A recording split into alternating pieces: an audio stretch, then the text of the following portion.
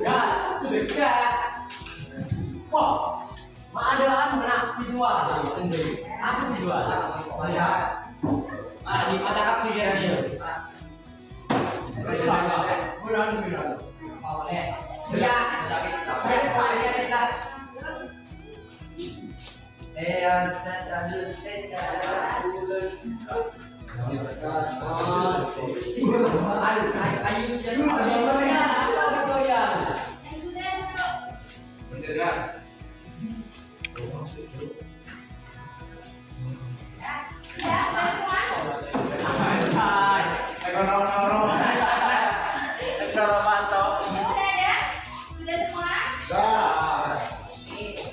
Sekarang untuk membuktikan ibu kasih link untuk kamu mengetahui benar nggak kamu itu kecenderungannya audio atau Siapa itu? Berarti dia naiknya ke dokter. Sekretar lengket. ibu kirim ke grup ya. Tidak aman. Oke.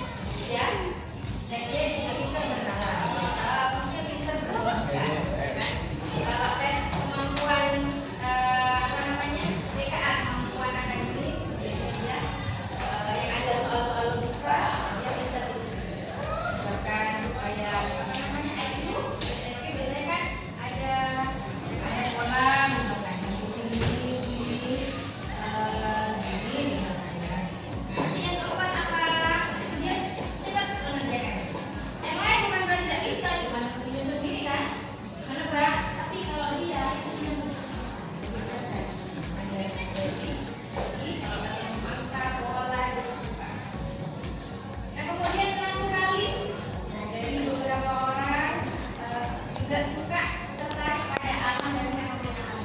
Dia kalau melihat apa namanya tanaman, hewan itu pengen mendalami. Ada ya kucing, kucing itu ada warna banyak. Ada yang warna coklat, ada yang warna belok, ada yang tidak. Begitu tertarik. Terus suka makan. Kalau misalkan ke tanaman juga dia tuh suka, bukan cuma suka ngambil apa namanya ngambil hasil, tetapi dia juga suka menanam. Dia tertarik walaupun misalkan banyak jenisnya PKB.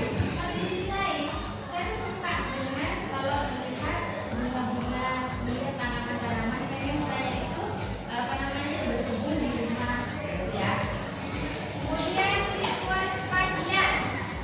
Visual spasial senang menggambar dan menata objek.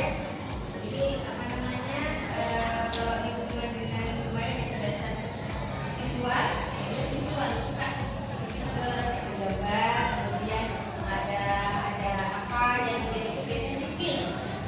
Jadi sipil menggambar rumah. Kemudian apa namanya memperkirakan ini di mana, uang ini di mana. Itu visual spasial ya, ya gambarnya ya. Lukis, gambar, mendesain, misalkan apa namanya dia bikin kolam. Kan ada irama dan suara. Walaupun dia misalkan bukan vokalis, tapi dia kalau dengar nada atau dengar atau melihat lirik, dia bisa menciptakan lirik sendiri atau memadukan dengan nada-nada gitar dan lain sebagainya. Jadi ada memang ya punya kecenderungan dia itu suka ya. Sehingga ketika ada apa misalkan di pelajaran misalkan ya ada hafalan, dan dia itu bisa membuat apa yang dia mau hafalin itu menjadikan lagu. Kalau dia punya cerdas musikal. Kemudian interpersonal, yaitu sosial. Tadi intra, sekarang inter.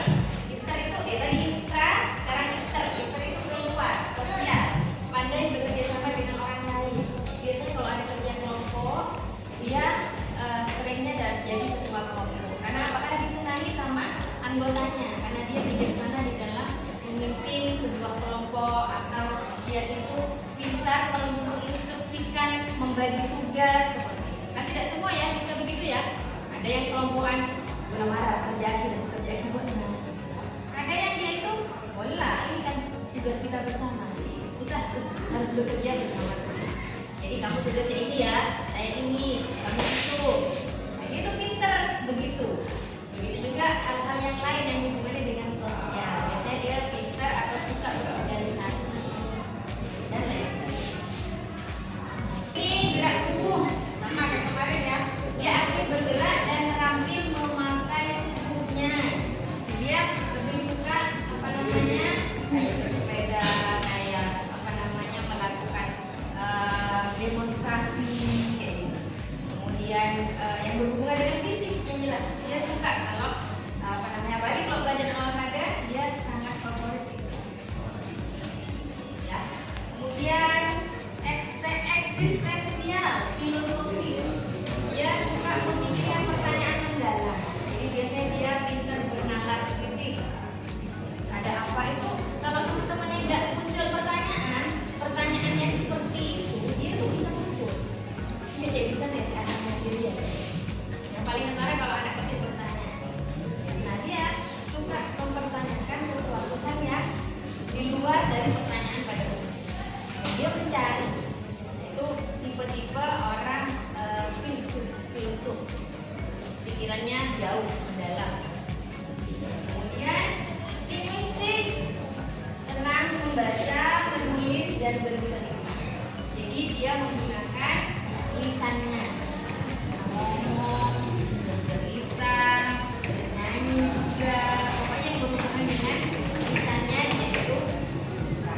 Itu ya. Jadi yang kalian harus pahami, semua berhak kita.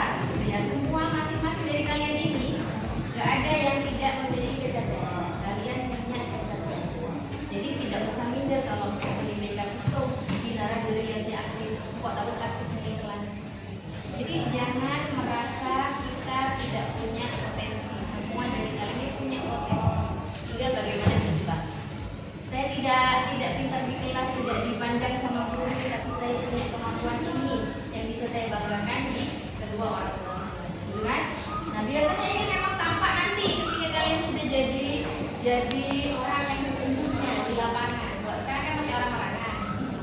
masih siswa maksudnya, masih siswa yang juga di bangku sama orang. Nanti kalau kamu sudah terjun ke masyarakat, nah disitulah potensi kamu itu lebih bisa kelihatan.